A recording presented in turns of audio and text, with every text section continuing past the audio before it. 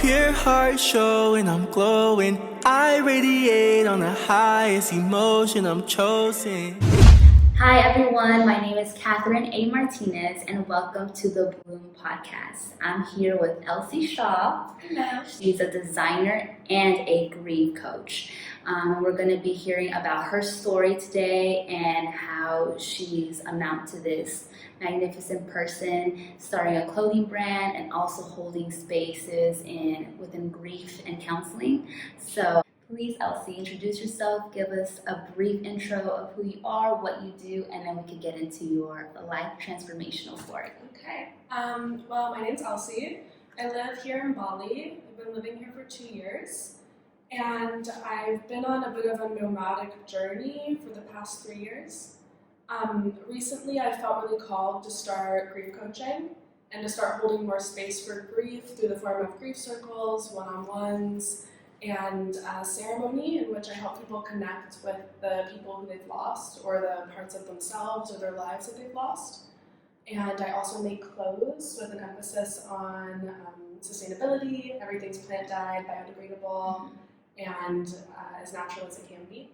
And that's kind of what I've been up to here. In my spare time, I garden and I surf and just enjoy this island. Yes. Well, that's amazing. So it's all about holistic lifestyle. Yeah. Almost. That's what I'm hearing. Yeah. That's like very nature-based, natural, holistic, maybe natural remedies too. Mm-hmm. Just going deeper into like the layers of life. Yeah, absolutely. Awesome. So tell us what catapulted you into that journey. I know you talked about it briefly with me one-on-one, but yeah, just your whole life transformation. Yeah. Well, I was born sick. I had, I guess, what could be considered a traumatic birth, and I had a not so aggressive form of sickle cell anemia. Mm-hmm. And just from birth, I have memories as a really young child of just being in pain. And I thought all of the kids around me must also just be in pain, and this is normal, and like having a human vessel means being in excruciating pain 24/7. And as I got older, I realized that that wasn't true. And I started to dig deeper into my health and my body, and also having a sick parent. Because my mom was diagnosed with breast cancer when I was 2 for the first time, or 3. And she went metastatic stage 4 a couple years later. What does metastatic mean? That is when the tumors multiply in your body in a way that can't really be reversed. Wow. So she started to have tumors in her bones and her organs. I'm not exactly sure where it started, but she kept it a secret from me for almost my whole life. Oh, wow. But she took a really holistic path, and she was using traditional medicines. That was all that she knew. She was using chemotherapy and things like that. Okay. But she was also putting a huge emphasis on cleaning up her diet and cleaning up our diets, and herbs and remedies. And I just remember as a kid, she always had like potions around. And she was always, we weren't allowed to eat the shit that my friends were allowed to eat, but things were like very clean. Yeah. And I hated that as a child. And I was really picky just because I think it kind of goes hand in hand sometimes with being sick. Like everything is like overstimulating. I was the kind of kid where like sound was too much, food was too much, friends were too much. Like everything was too much. And I think my nervous system was just constantly in overdrive. Wow. And it took me a really long time to re-regulate it. And I'm still constantly working on re-regulating. Because as I got older, I was diagnosed with fibromyalgia, which has a very, the definition is so unclear of what that is. Everybody says different things about it. To me, and I can only speak on my experience and what my definition is, but it's essentially an overactive nervous system from trauma and injury. Wow. And also emotional trauma. And it causes your body to repeat pain signals. So, for example, I broke my spine when I was a kid because I fell down some stairs, and the pain continued after the healing for my whole life. And so every injury would be really hard to recover from. That is crazy. Yeah. And I still sometimes feel my old injuries coming Yeah. up. Like I'm like, oh, okay, that feels spiky, and it's nothing. It's just my body like having a little bit of a panic attack. Yeah. So yeah, I basically like grew up in this situation where my health was just not it. It was not working, and I dropped out of school when I was 14 because I couldn't walk. My back was purple. I was like having really bad circulation issues. I'd black out and pass out whenever I stood up. Oh, wow. I couldn't do anything. And no one really believed me because it wasn't something you could physically see. Oh, wow. Like there was no way to like look at me and say, oh, she's sick. It was Uh-huh. just, oh, she's dramatic, you know? It was more of an internal, Mm-hmm. like, pain Yeah. and discomfort. Yeah, and it just wasn't clear what was going on. And to be honest, I wasn't clear about what was going on. Doctors were not clear about what was going Wow. on. There were no like real solutions to it.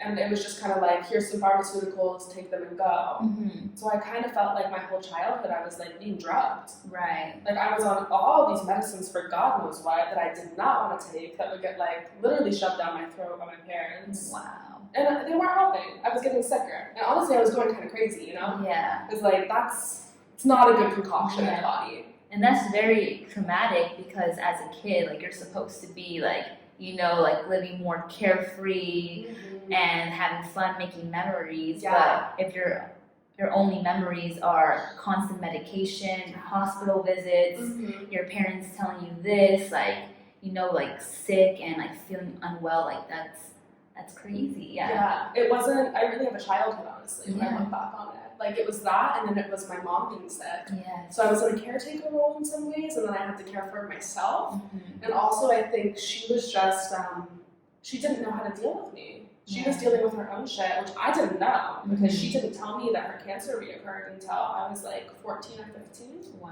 But it had reoccurred maybe 10 years prior. Wow.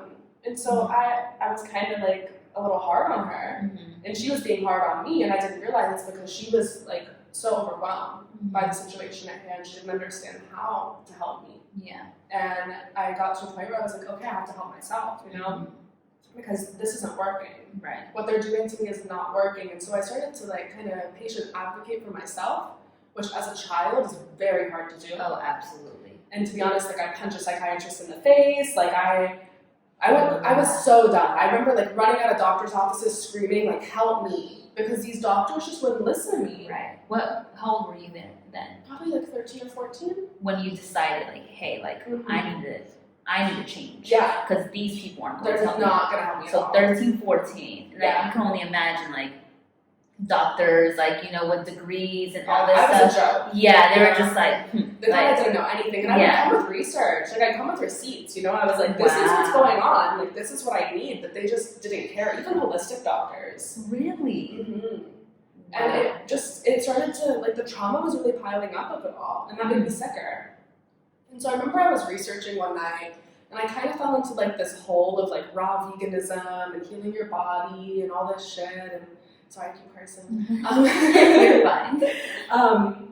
And I thought, you know what? What do I have to lose? Like, I'm so sick, I can't walk.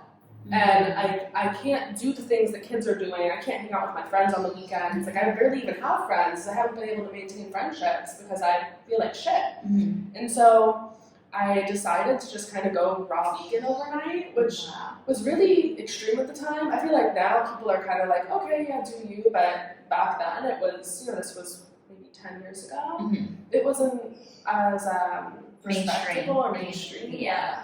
So I did that for a little bit. My parents hated it Mhm. and just really tried to convince me to stop the whole time. But then they started to see like I was getting better. I was Wow. moving more. I like was in significantly less pain. And at the time, I had dropped out of school and I was doing online courses. Like homeschooling? Kind of. I was doing virtual school, but I was kind of just doing it to get the system off my Yeah. back. You know? Yeah. I like wasn't really doing it, and then as soon as I turned 16, I just dropped out. Right. Mhm. Because you can't drop out in the States before 16, Okay. technically. Yeah. I definitely did, but I just, you know, would like log into my virtual Right. classes that nobody would show up at my front door. And so I did that for a bit, and then I decided to just like get my GED and like try to move on with my life because I couldn't do these traditional systems. They just didn't work for me with my illness. I needed a lot more rest than most people. I had to spend almost my whole day just like taking care of myself. Right. And that was, you know, I knew it was what I had to do. I had no other choice. It was either that or basically just be like a flesh bag. Like, I can't do anything. I'm just like skin and bones, and Oh, wow. I can't move. I can't function. Mm-hmm. So I did that for a while, and I kind of like grew up fast because of it, you know. I started hanging out with people who were a lot older than me. I started going to community college just to like get some credits, and I was like 16, and I was like, oh, I'm healthy, I'm good, everything's great. Like, I can function, I can go party, and like do whatever I want. And then I had a small car accident, and for most people, it probably wouldn't have been anything. But for you, Yeah. okay. And so with Based on fibro, history. yeah, with fibromyalgia, it just my spine got a little bit knocked and something slipped out of place, and I couldn't walk for months. And I was just kind of laid up on my stomach at home all the time. And at the time, I was in the process of applying for Parsons, the fashion school in New York. Okay. And I had like a lot to do for that, and then I just couldn't move. I had to sew, I had to draw, I had to do all these things. And I couldn't really do anything. And at the time, I also kind of lost all my friends because I had made friends through partying and through clubbing, and Right. I was just kind of back to square one Yeah. of like fully unable to function. Mm-hmm. And at that time, I kind of realized, you know, diet helps, but this is deeper than that. Mm-hmm. You know, my diet can't cure me. It's an aspect of it. It can make it easier to cure myself, but it's not really the full picture. I'm missing something. Mm-hmm.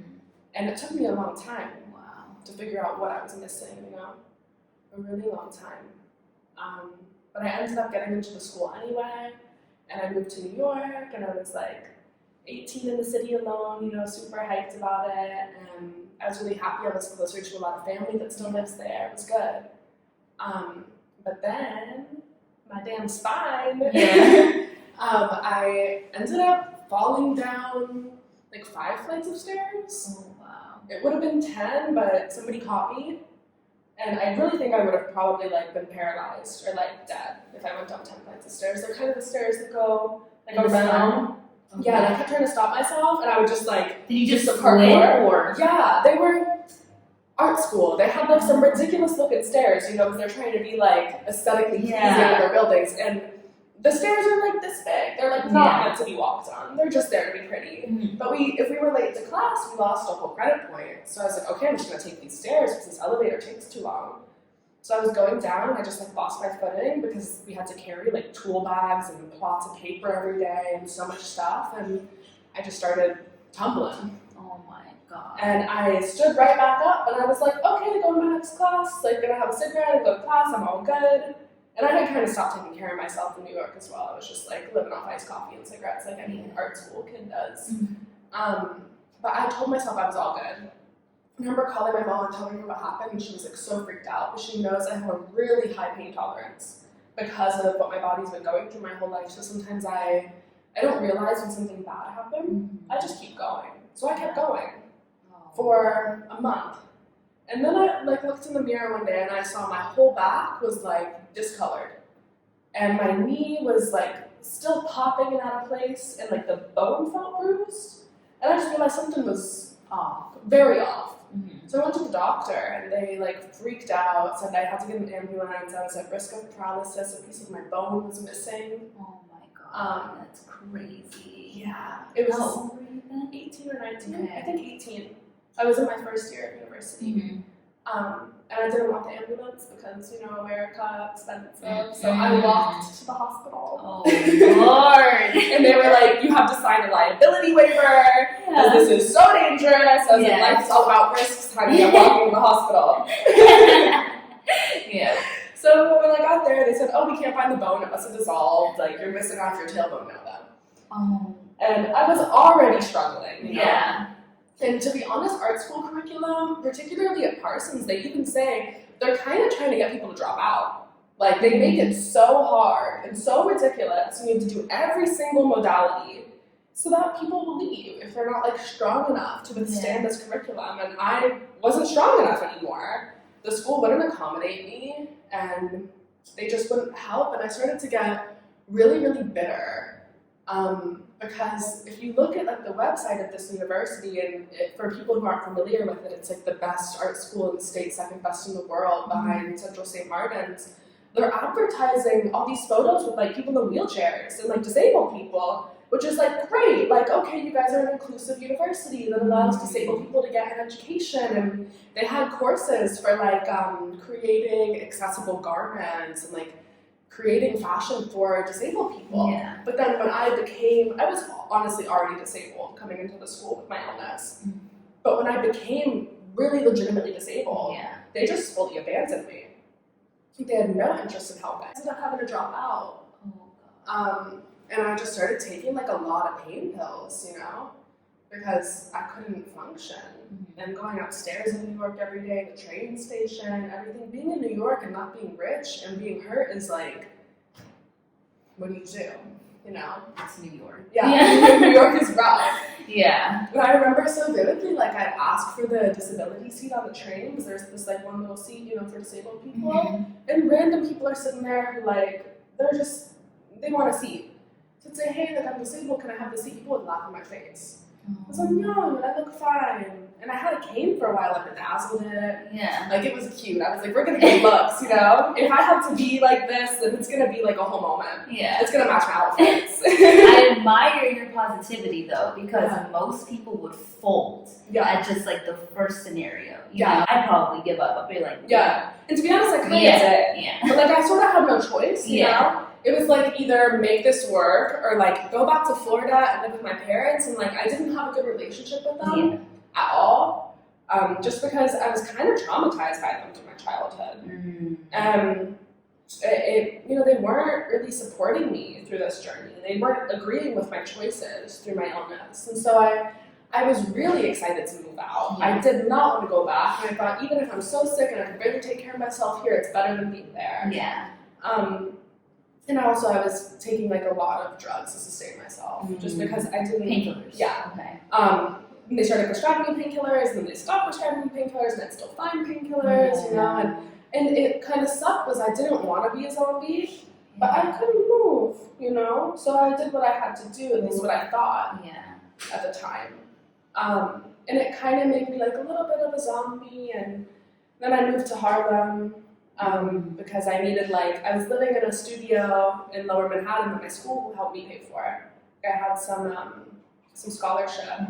So I moved into an apartment in Harlem with some friends from school, and they were like, it was an art school, so there was a jazz school there, and they were like jazz kids. They were always like drumming and making loud noise, and I was just like, oh fuck it, I'll do it. So it's like $700 for a room, and everywhere else is like almost $2,000 for a room, so it'll work. I'll make it work. Yeah. And that just ended up being like a really traumatizing living situation. Oh, Lord. And it catapulted me into another pain flare, because with fibromyalgia your emotions affect your pain. You know, so I was getting dysregulated again, and I don't know if this is okay to talk about on the internet, but I guess, are we all's good about drugs and things like that? Okay. Sometimes YouTube's like, no. But my housemate in Harlem, he was using a lot of drugs. And we were all trying to get him to stop. And my friends would buy him a 40 ounce, and I was like, he's on pills, don't buy that for him. And he would OD in the middle of our apartment and kind of convince us all that he didn't. And it was a regular event. And he ended up, long story short, he went into psychosis a few times. He overdosed on heroin. And we had no idea that he was doing that. Nobody knew. And I was just already in such a fragile space. Yeah. I was fully falling apart. So adding that to it, I just didn't go to work. I quit my job without even quitting my job. I just decided I can't do anything anymore. I ran through my savings, and I just was completely traumatized.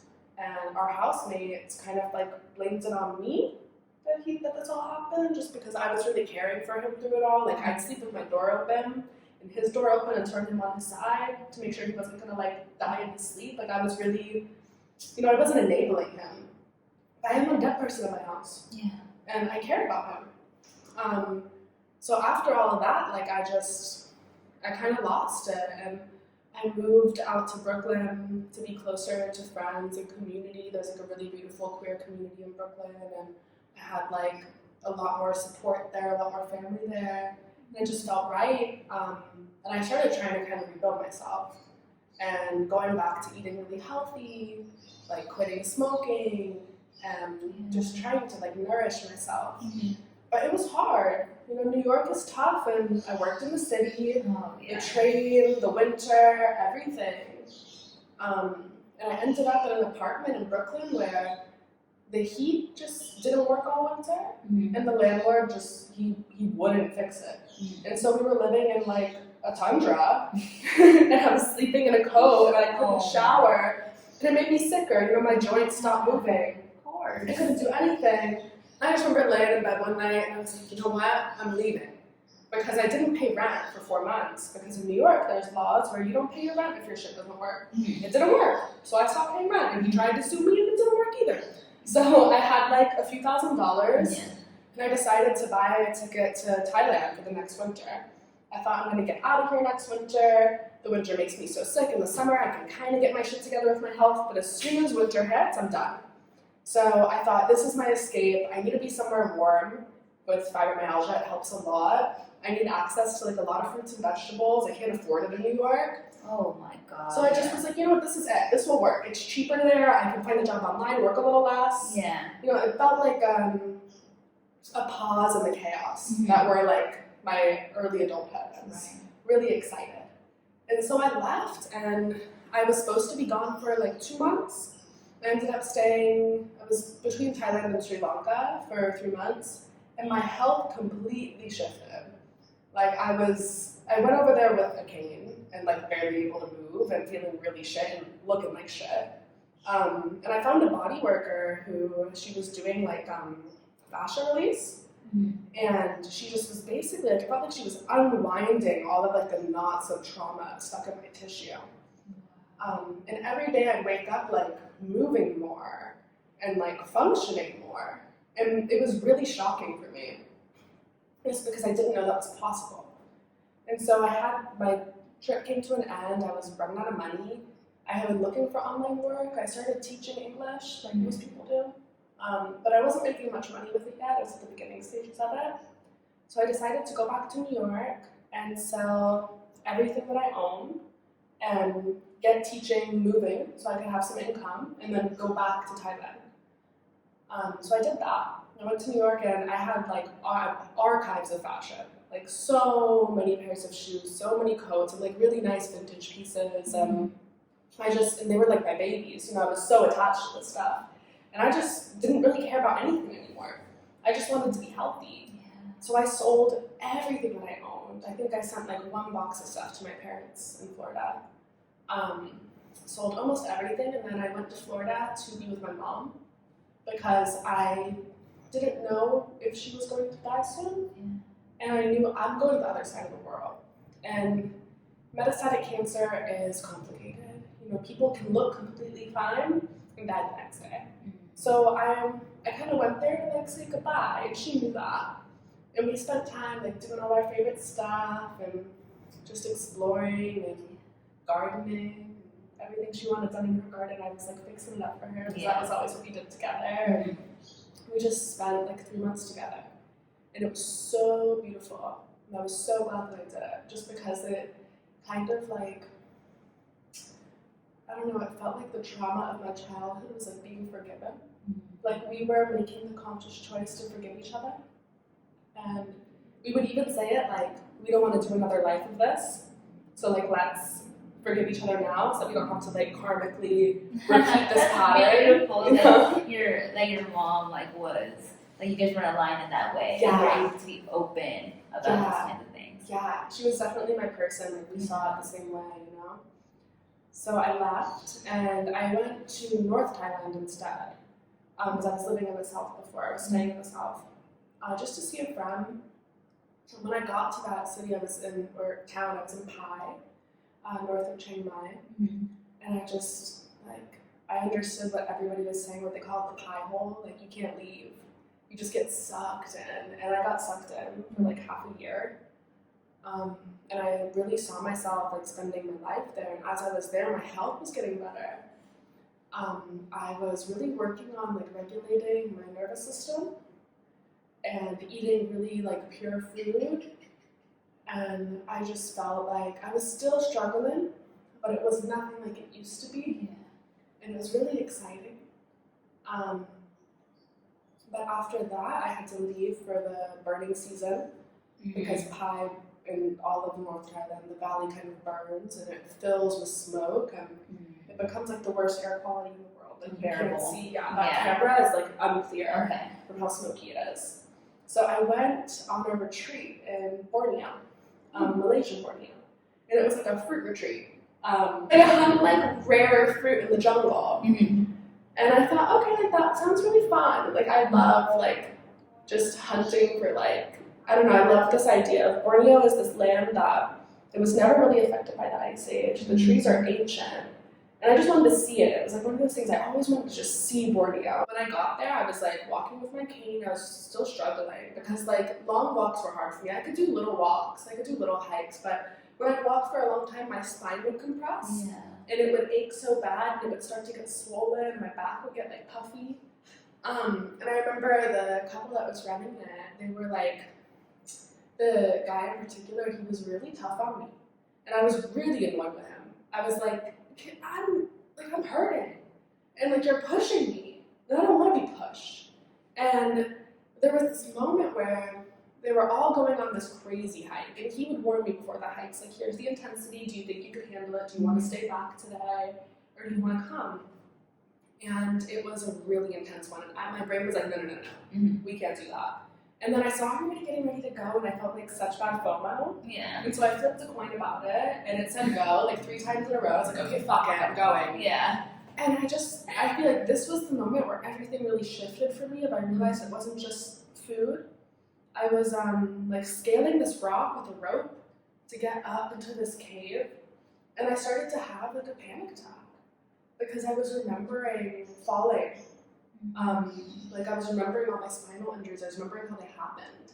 And I had like doctors' voices repeating in my head of you need to be careful, you can become paralyzed, like don't ever injure your spine again. Be careful, like treat your spine like a baby. And I'm just going up and I'm like really panicking. And he just was really talking me through it. He was like, you're gonna be okay, you're strong, you're stronger than you think you are, you can do this, you have no choice now, you're in the middle of a rock. Like you have to keep going, we can't carry you up this rock. And so I did it. I remember getting to the top and like he just kind of sat with me and calmed me down. He was like, you're good, like you did it. And I realized that the trauma of these moments was like stuck in my mind, and it was deeply affecting my health. And that my way to move past this was to face these fears and rewrite my neuro pathways, because everything was just like crossed. Everything was in full panic mode. So I had to kind of like recalibrate to get out of panic mode. And this was the first time that I saw that happening. I was like watching my brain rewire and say like, you are safe. And if you fall, you can still be okay. It doesn't mean that your life is over. And it was really beautiful. And I felt like super transformed by that.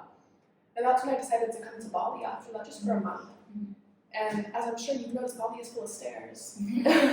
Particularly if you want to go down to a waterfall, there's like some really suspicious stairs, always. And it was really cool because I felt like, oh, the universe is giving me like exactly what I need. A bunch of scary stairs. And I have to like practice going down them and not letting my nervous system dysregulate. And so I started doing that every day, and I realized like it was literally like homework for me.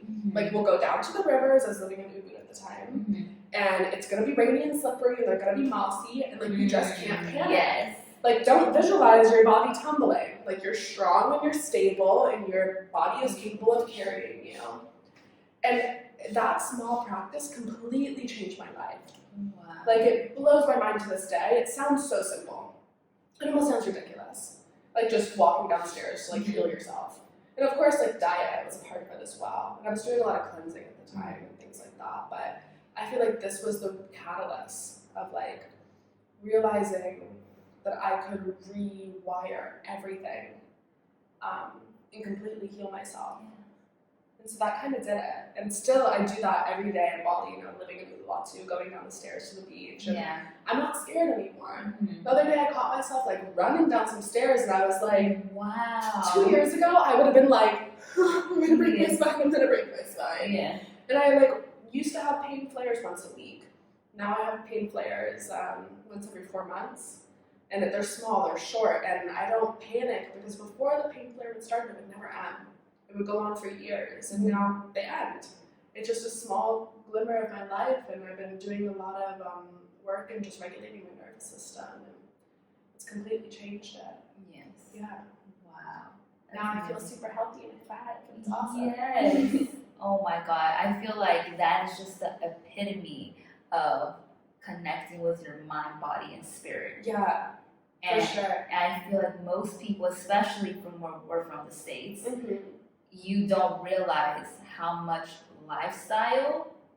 your lifestyle choices really take a toll on your well-being. Yes. We look at things in a very separated way in the States, It's like, oh, my lifestyle is, I could just take a pill to get over that. My diet, it doesn't really matter. All these things matter, Exactly. We have to connect them all and find a way to make them work symbiotically. Exactly. That's why I live over here, because we can't really do that in the States. We don't have access to that. Life is way too hectic.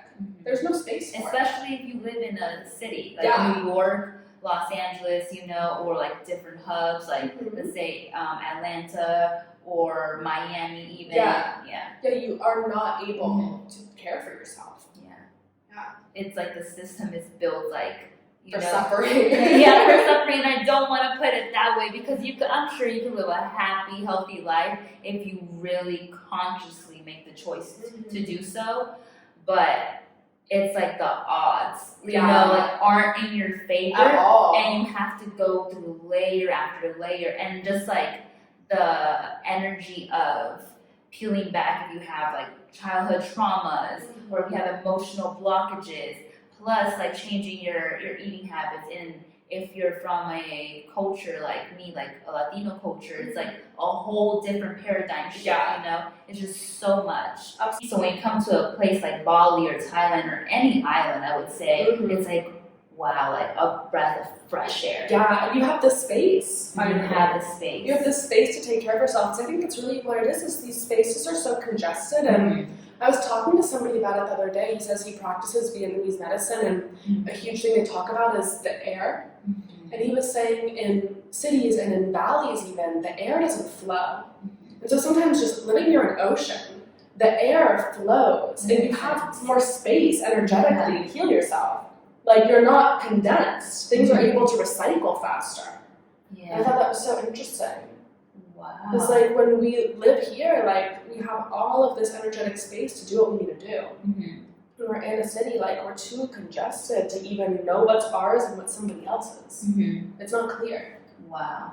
Yeah, I think many times, most people don't have the ability to see the full scope of it and dive into these really intricate, specific modalities what is it? The Vietnamese medicine. Yeah, medicine, and then just different types of healing work. Yes. Or they feel they can't do it.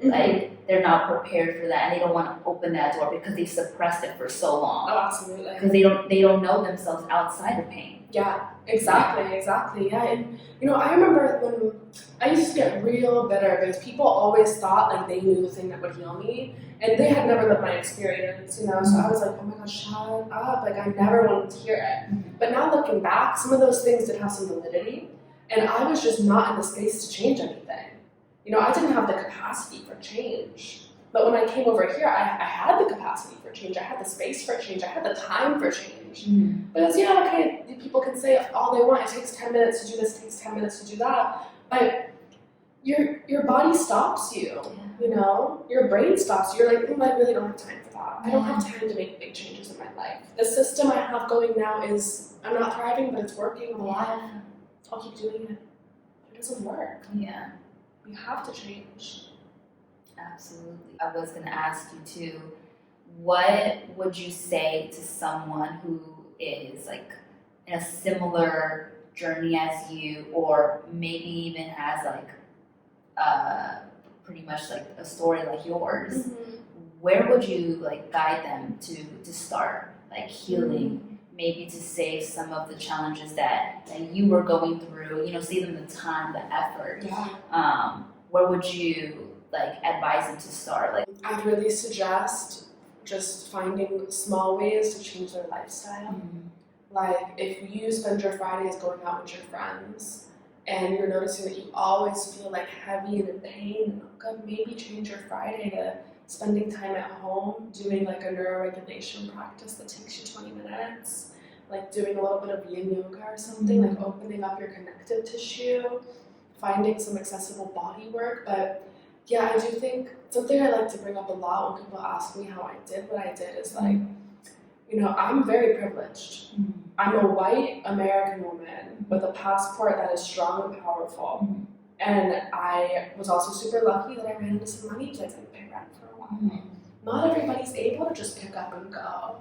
And I think a lot of times people on this side of the world, we get into this mindset of like, if you want it, you can do it. It's like, but not everybody can, Not everybody comes from the lives that we come from, where we have this option to like pick up and go. And if you're in these cities, like I hate to say it, I don't want to sound negative, but like it's going to be a lot more work to heal yourself. It's a lot more work. But I think just changing small aspects of routine, and finding ways to, for example, with diet, like it's very expensive to eat whole foods in the States, but if you can find something like a co-op where you put in like 2 hours of your time every week and you get a big box of vegetables or something like that, like you have to find the ways and you have to work a little harder for it. And I also do think that right now in like the global situation that we're going through with a lot of people working online, it makes it a bit easier. Absolutely. Because if you're at home and you're caring for yourself, you're not spending all your time like working retail or in an office or something, you're able to put more energy into caring for yourself. Right. And I think like the way that the world is, like how the world is like moving towards now through these different lifestyles, it's like people are starting to realize working from home, it's like, wow, I have time for myself. Yes. Wow, I could like, my lunch break could be a walk in the park. Like, oh, I could actually like go out, like make food at home, like a healthy meal, instead of just like surviving on like iced coffee, Exactly. Like stuff like that. So yeah, and I think that's where it starts, That's where it's just spending like an extra 10 minutes a day doing things where you're caring for yourself. Right. So I think a lot of us like run ourselves into the ground. And I think my illness could have been a lot less impactful to me if I didn't run myself into the ground. But I didn't know what else to do. Everyone else is doing it. You're like, oh, that's what we're supposed to do. We're supposed to like completely exhaust ourselves. I mean, my university told me if you want to work in fashion, you got to learn not to eat and sleep. What? Like, it's that toxic culture. It's late stage capitalism. It's like it's not it. It's not it. It's exhausting and it's unhealthy. And we just follow what we see. Well, we've been conditioned societally by programmed to believe like this is the way that we need to like live a life, to be successful, to be known, to be someone in this lifetime, So when you look at somebody that's like doing the actual work, they're like, okay, that's why you see all these like, I guess, like spiritual people. They're just like, oh, who saw this and that. It's like you're setting yourself up for a lifetime of pure bliss and abundance and like harmony within your lineage. So I think it goes way deeper than just like the self. So I feel like just making the conscious choice of, I'm going to turn my life around like you did at 13, 14, you know, against all odds. Yeah, like we're healing generational trauma through these actions, So it's like Exactly. all we've seen is people struggling. I think most of us. Exactly. All we've seen is our parents struggle. We knew our grandparents also struggled. We just hear the stories of struggle. What about the stories of perseverance? We don't hear a lot of that. No, we're not taught that. So if we can do that and then show that that is possible, that is a life you can lead. It like does so much more than just healing yourself, Right. It goes so much deeper. Yeah, exactly. And then once you step into, I guess, that energy of people, that frequency, I feel like you'll be able to gain more resources as that comes. Like those, it's like when you're going towards something, like the doors, like opportunities are opening up for you. Yes. You know, so you decided, you know what, I'm just gonna change my life, and then you bumped into like a raw vegan like Yeah. blog. I don't know if you. Yeah, I was just like watching YouTube, honestly. Yeah. And I was like, you know what? Let me just try it. And I really had no expectations, you know. And I'm not raw vegan anymore. I eat a mostly plant-based diet. I try to avoid grain, or completely plant-based, but I try to avoid grains and soy and certain things that cause inflammation. But like, I feel like that was just a catalyst, you know. Right. And I feel that each opportunity comes to you at the right time. You know, you get that like that stream of consciousness. Okay, I'm gonna move to Thailand. I think that's best for me. Okay, I have to go back because I need to situate a couple things in order to live my life around the world.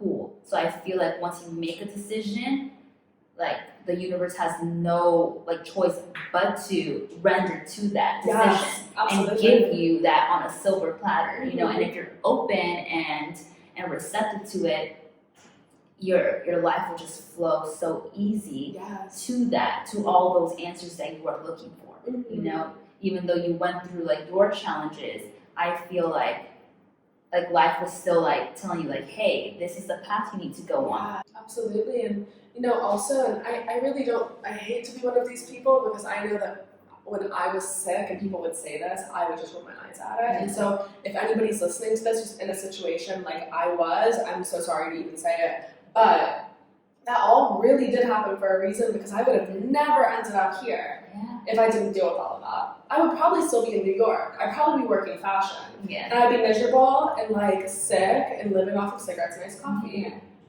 I don't want to live that life. I thought exhausted, I did. No, that's not it. This is it. This is it for me. And maybe it's not it for everybody. But for me, like, I want to live a simple life. I want some land and a farm. And I just want to, like, go to the beach and surf and come home and pick some vegetables and play with my dog. And, like, I don't need much. You know? I don't need a bunch of money even. I just need my health and earth. Like, unaltered earth. And that's all I really need. Yeah, that's so beautiful. A simple, minimalistic life, but that has a lot of like deep-rooted connections to the things that you want to leave behind as your impact. Exactly. Yeah, that's beautiful. Yeah, and also with grief coaching, like I realized that my illness was a constant source of grief in my life. The grief is not individually attached to losing a loved one. I was losing myself constantly. I was mourning not having a childhood, not getting to be a regular teenager, not getting to finish university. Like, I had to grieve all of these moments in my life in order to become who I am now. And I feel very lucky that I went through all of that and that I came out on the other side, so now I can support people in that.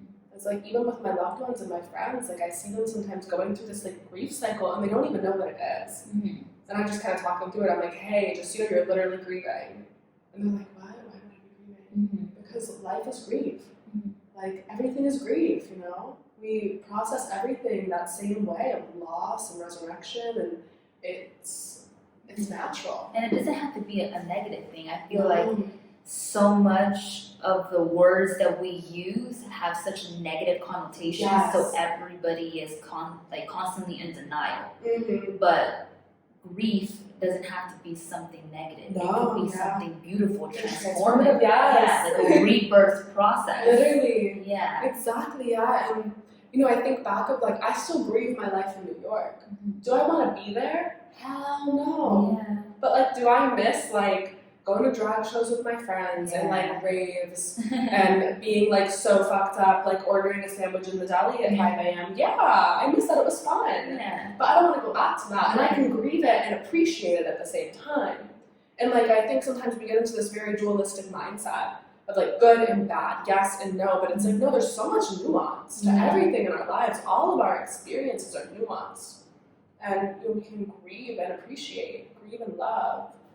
And it's not a bad thing. Exactly. So what would you say to someone who is struggling with those concepts right now, that they feel like it has to be either black or white, essentially, or you can do to switch your mindset or perspective on that. Yeah, I'd say ground into it. Mhm. Like, often we want to dance away from it being like a painful thing or a hard thing. And like something I've been talking a lot about and with like my one-on-one grief clients, like I am not here to tell you like everything's gonna be okay and blah blah. Like that's not what we're here for. Mhm. I want people to ground into their grief, sit in it, feel it, experience it.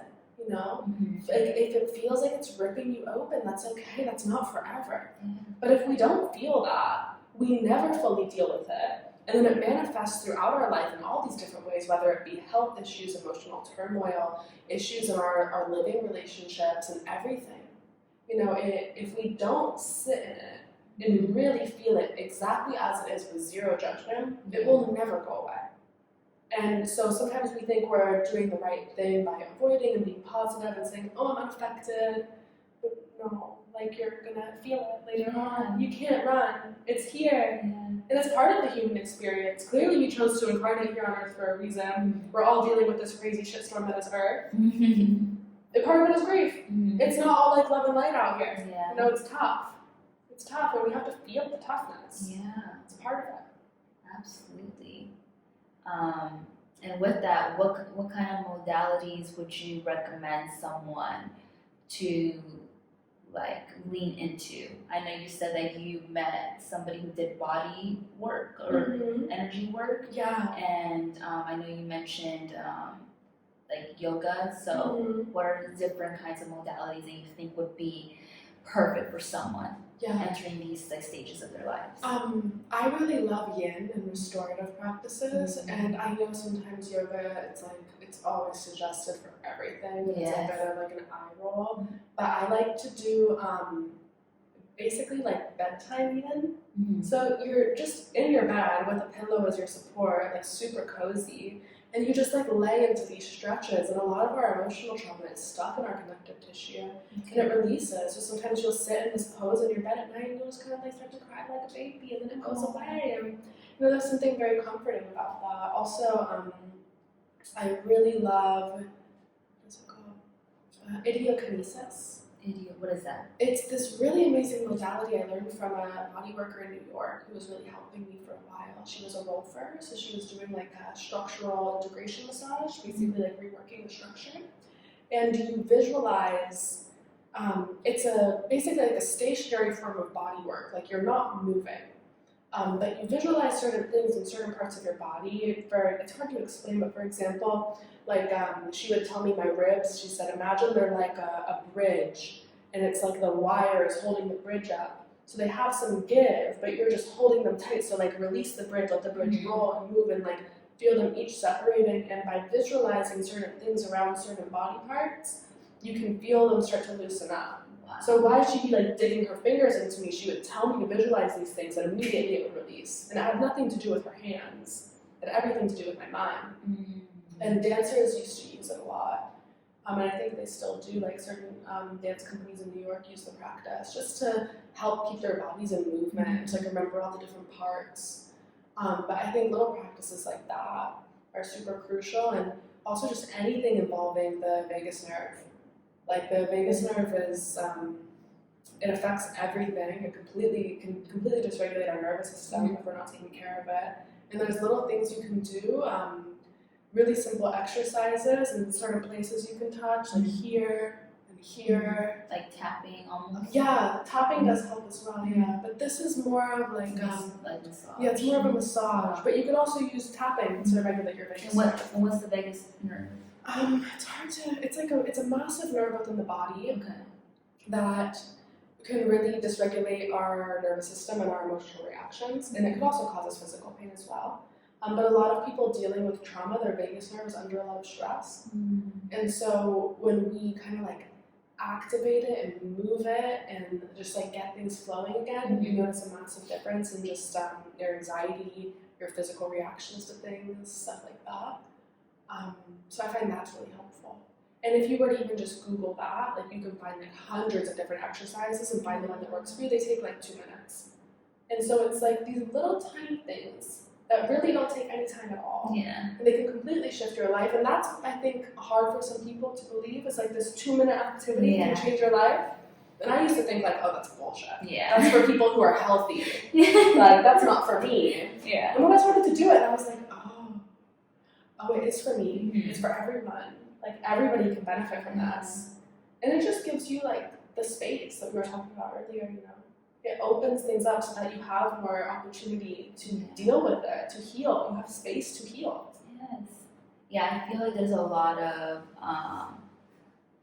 being close-minded, depending on the modalities that life brings you. You know, when it comes to self-healing in particular, a lot of people think you can't heal yourself. Yeah. You have to rely on somebody outside of yourself. Yes.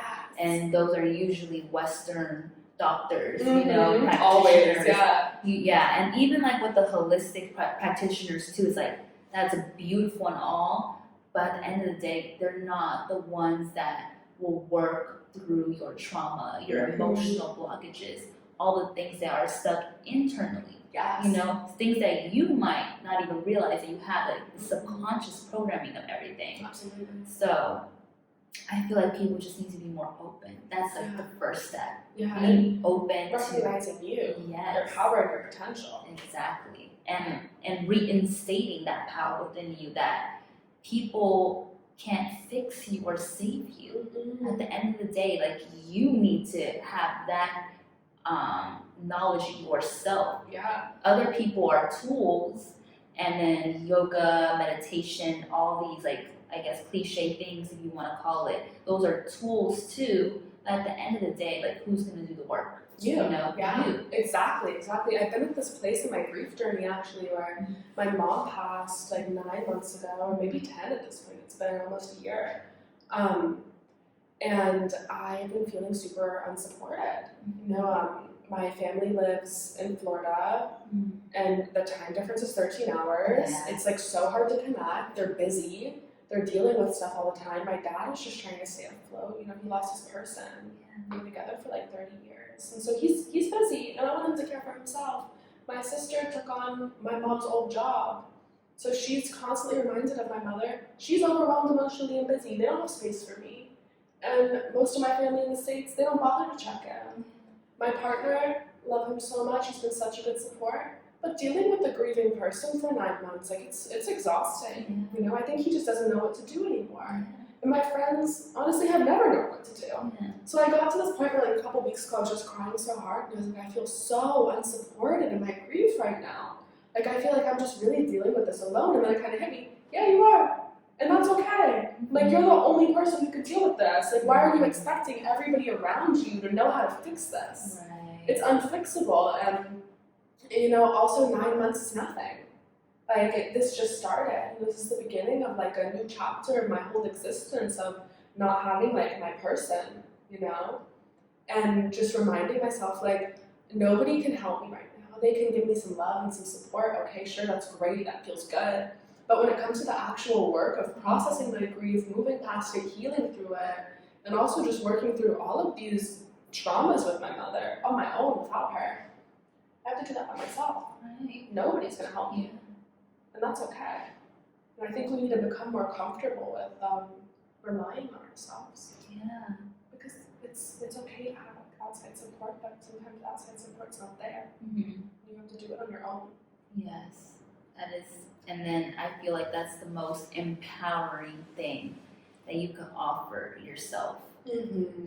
Like, be there for yourself, self-care, self-love, and like really give yourself the chance to show yourself, like, hey, I can do it. Yeah, exactly. And I have the all you power. need. Yeah. Mm-hmm. Knowing that you have the power, you have the potential to handle it all on your own. And Yeah. that's like it's an amazing feeling. Yeah. It's a very amazing feeling, and it's hard at first, you know, of course. It's a journey. Mm-hmm. It's such That's a journey. right. And on that note, what are you doing now? Like, given all like your life transitions, your journey, you know, it's a lot. It's a lot, and I'm very grateful that you got to share that your life story, because it's a beautiful story to tell, first of all, and it inspires me, and it's very transformative. So what would you say that you're doing now to keep that maintenance of it all, of your life path, of your lifestyle, and just your overall conscious journey? Yeah, I try to be really gentle with myself. Like, I notice sometimes I get into a routine and I get upset with myself for like spending a day in bed, for like doing nothing. And I keep trying to remind myself you need to have your do nothing days where you literally don't leave the house. You stay like in your underwear in bed, wrapped up like a dumpling all day long, and like that is so healing for me. I let myself cry as much as I need to. The other night I put on a song that reminded me of my mom just to sob. And I listened to it like 4 times in a row and I just bawled my eyes out. Because I knew it would like hit that. And I wanted to hit it, you know? It's like I feel something inside me, I can't get it out. Let me just put that song on and get it out. And I felt so good afterwards.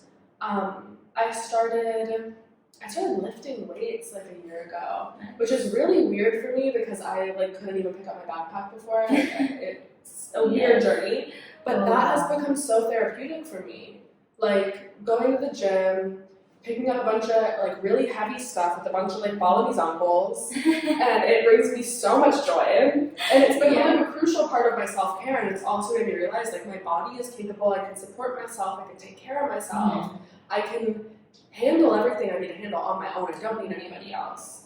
And then just keeping a pretty clean diet, trying to care for myself in that way. I mess up with it here and there, and it's normal. Yeah. You know, like food is delicious. Yeah. And it's meant to be enjoyed. Yeah. I'm not trying to like deprive myself Yeah. of like the beautiful things in life. I think that's really it, and just finding time to spend in nature. I feel like that really brings me back, you know, putting your feet in the earth, getting covered in dirt, and just enjoying that.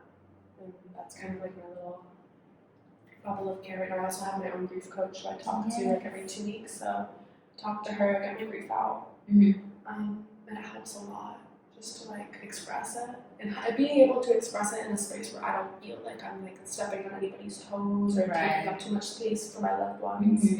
That really helps. Wow, that's amazing. Yes. Oh my God. Well, thank you so much for sharing your story. Thank you for the space to share. Yeah, it's beautiful. And if you want to connect with Elsie, I know you said that you want to continue on your grief coaching sessions as well, and you're holding grief circles. Yes. In Uluwatu? In Ubud. In Ubud. Yeah. In Ubud, Bali. So if you're based in Bali, please hit her up and connect with her so you can join her circles, and your brand as well. Do you want to talk about that a little bit? Yeah, I make ethical, sustainable clothing, all out of biodegradable fabrics. It's all plant dyed. It's made on the island by beautiful artisans that get paid ethical wages. Yes. So that's available online at lc.online. And if you want to get in touch about one-on-one grief coaching or grief ceremony, my Instagram is _.elce,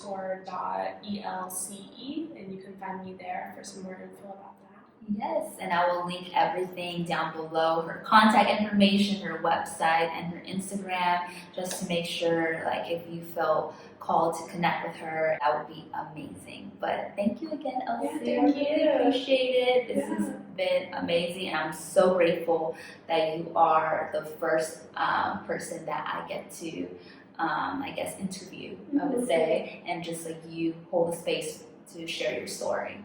So thank you. I'm excited to see your future interviews. Thank you. Yes, it's going to be amazing. So on that note, thank you so much. Until next time, keep blooming and God bless. Bye. Bye.